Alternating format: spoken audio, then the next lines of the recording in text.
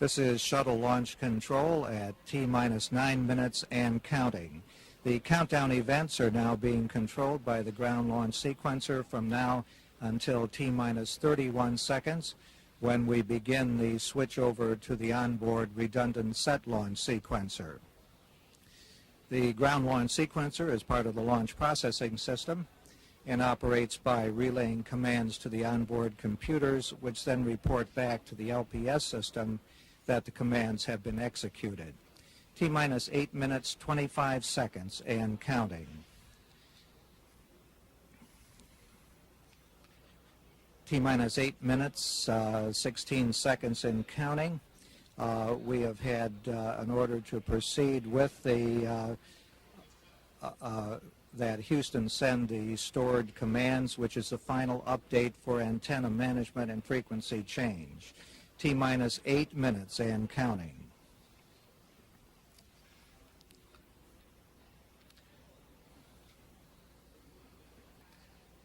As we get to the T-minus 7 minute 30 second point, we'll begin retraction of the orbiter crew access arm.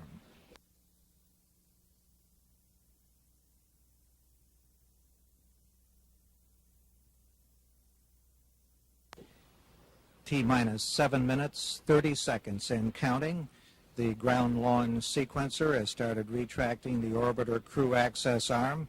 This is the walkway used by the astronauts to enter the orbiter. In case of an emergency, the arm can be placed back in position within about 15 seconds. T-minus 7 minutes, 10 seconds and counting.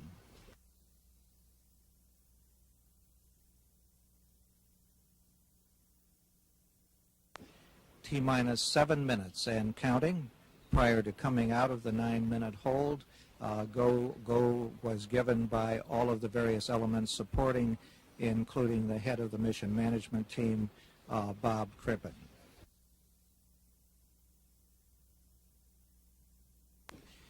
T-minus 6 minutes, 40 seconds and counting.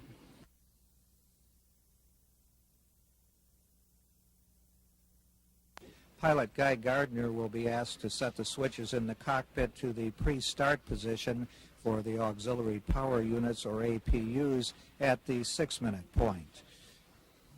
This consists of positioning a number of switched and verifying that they are in the proper position, then throwing the 3 propellant isolation valve switches,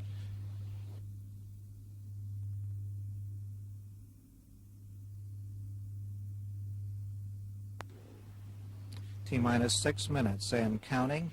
We may have a momentary hold at the 5-minute point because of the heaters.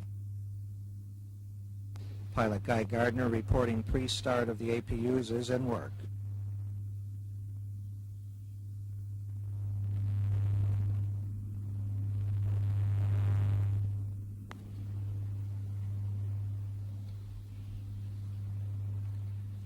T-minus 5 minutes, 30 seconds in counting. Mission Control has transmitted the signal to start the onboard flight recorders. At T-minus 5 minutes, the orbiter test conductor will ask Pilot Guy Gardner to start the auxiliary power units, which provide hydraulic power for steering and controlling flight surfaces. 8 seconds away from T-minus 5 minutes. T-minus 5 minutes and counting.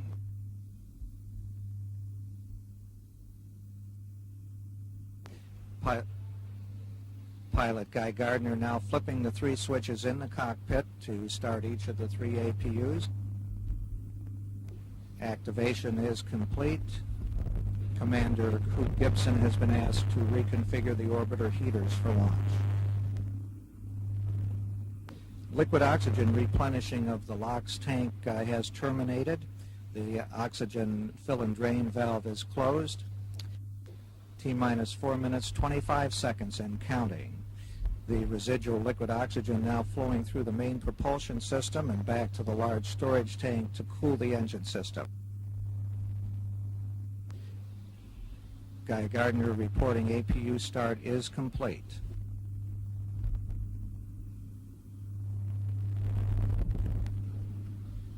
T-minus 4 minutes and counting. The main engine final purge sequence underway and the main engine valves being checked.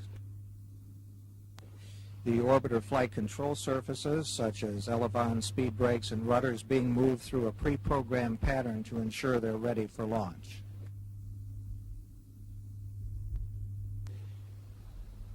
T-minus 3 minutes, 35 seconds and counting. All three engines now being moved through a pattern to verify their readiness, and then they will be aligned to their start position. T-minus 3 minutes, 19 seconds and counting. At T-minus 2 minutes, 55 seconds, the start of the external tank liquid oxygen pressurization will begin.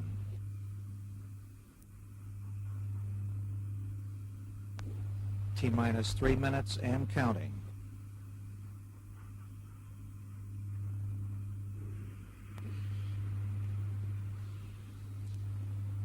We have just heard that a weather hold will be called because of TAL sites, and we will hold the clock at 31 seconds. Ground launch sequencer has started to retract should retract the gaseous oxygen vent hood at this point. That may not happen because of the hold. It is retracting. The crew has been asked to check the crew has checked the caution and warning. The clearing is complete. T-minus 2 minutes, 7 seconds and counting.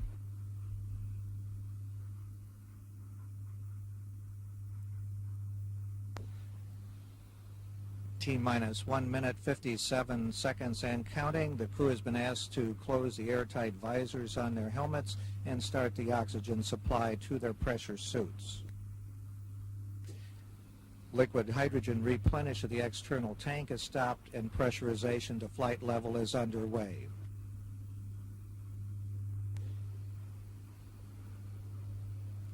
T-minus 1 minute, 30 seconds and counting. The clock will stop at 31 seconds because of a weather hold at the TAL sites. At T-minus 1, the ground launch sequencer will verify the shuttle main engines are ready to start. The liquid hydrogen tank now at flight pressure.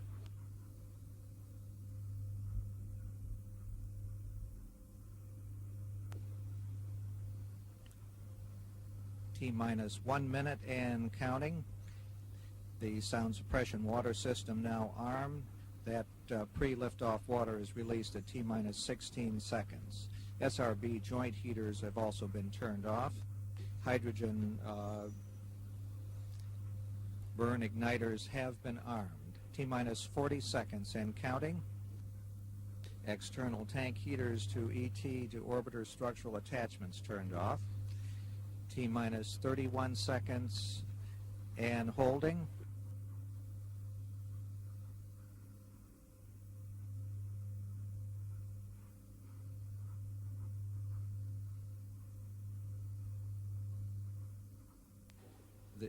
The launch director, Bob Seek, announcing that we have several minutes that we can hold at this particular point.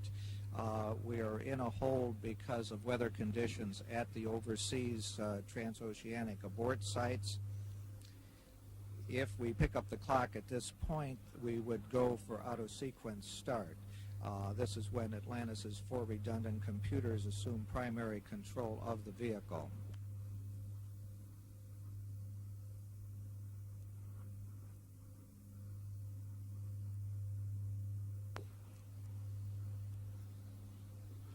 We have a go for launch. We have a go for the launch director has directed to pick up the count. 3, 2, 1, T-minus 31 seconds and counting. We have a go for auto sequence start.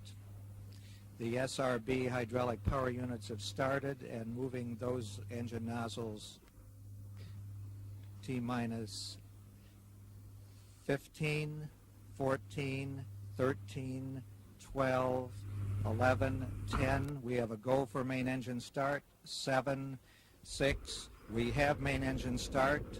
4, 3, 2, 1. Ignition and liftoff. Atlantis begins another space voyage as it clears the tower.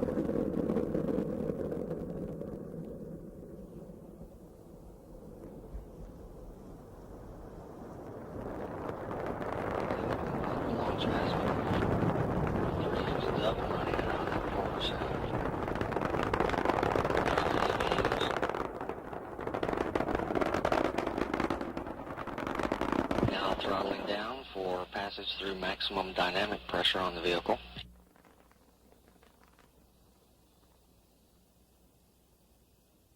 Three engines now at 65%.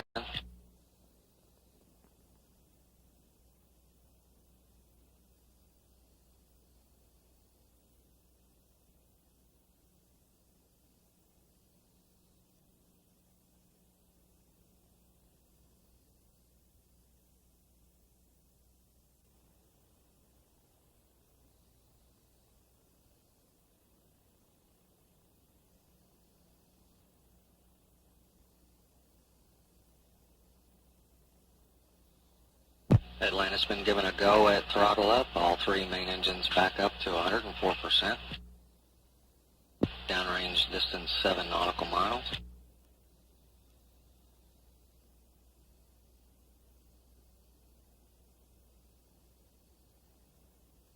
Three good engines, three good APUs. Relative velocity about 2,900 feet per second. Downrange 12 nautical miles.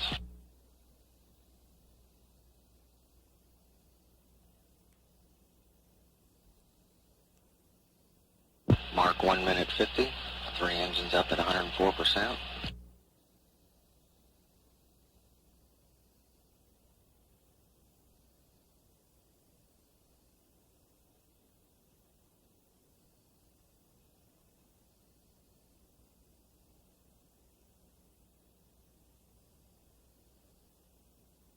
SRB separation. Now 31 nautical miles downrange.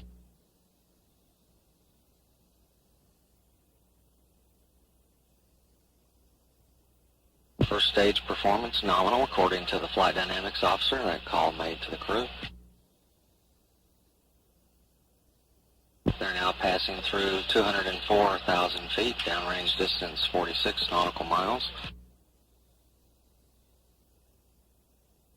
They've been given a call indicating a two-engine capability to their primary overseas landing site. Now 55 nautical miles downrange. Three engines still up and running at 104%. Climbing at 1,500 feet per second. Altitude 245,000 feet.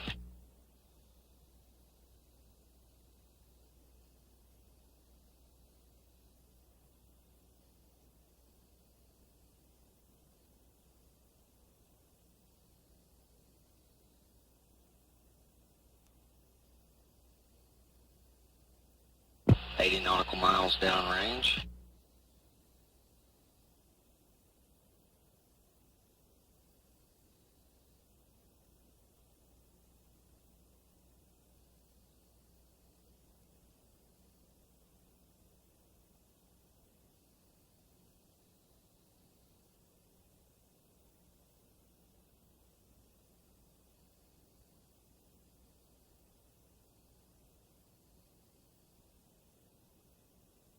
Mission Control Houston, Flight Director Gary Cohen polling their positions here in the control center, all reporting to go. Three good engines still up and running at 104%.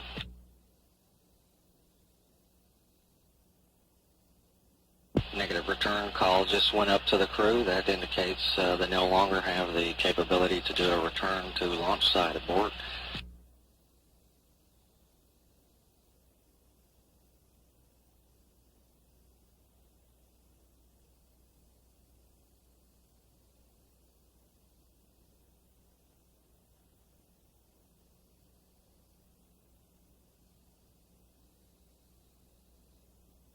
Atlantis now 167 nautical miles downrange.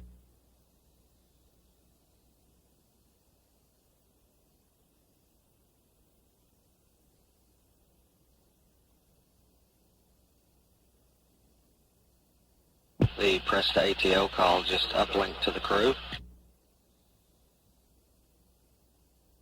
That call indicates should they lose an engine, they would have sufficient velocity to press toward an abort to orbit case.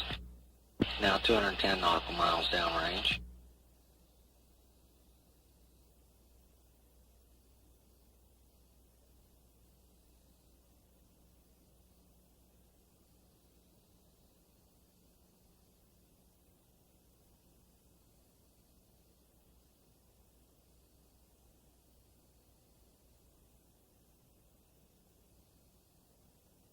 The press to MECO call just made to the crew. That call indicates they have sufficient velocity to press to main engine cutoff conditions even if they lose one main engine. Atlantis now passing through 365%.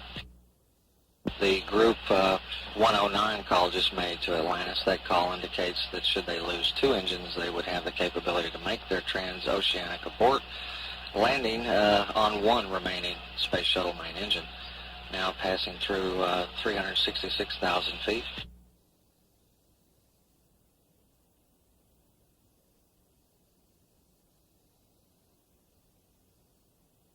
Atlantis now capable of making a TOW landing with one main engine at 104%. All three main engines still up and running at 104%. Downrange distance 365 nautical miles. 14,000 feet per second, the speed.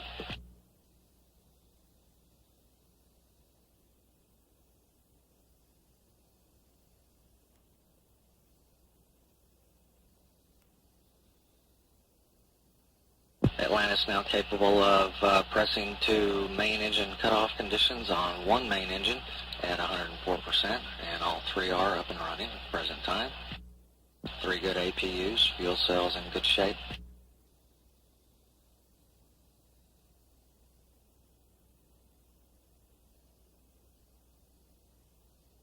Atlantis now 470 nautical miles downrange.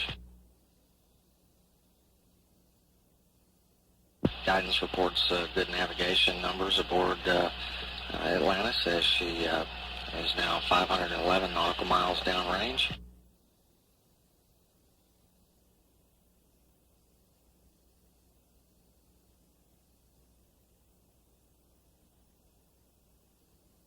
Atlantis has now reached 3G throttling point in her ascent. The main engine's throttling back now. They're at about 94%.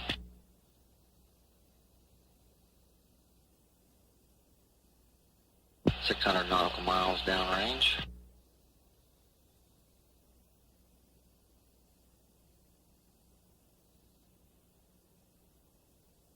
Atlantis now passing through 23,000 feet per second.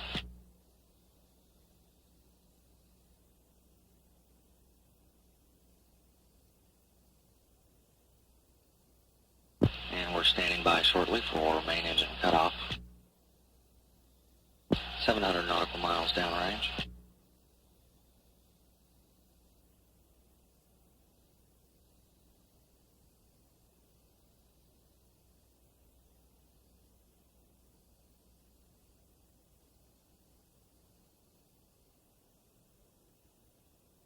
And Commander Hoot Gibson reporting to Mission Control. As we saw the data here, MECO confirmed.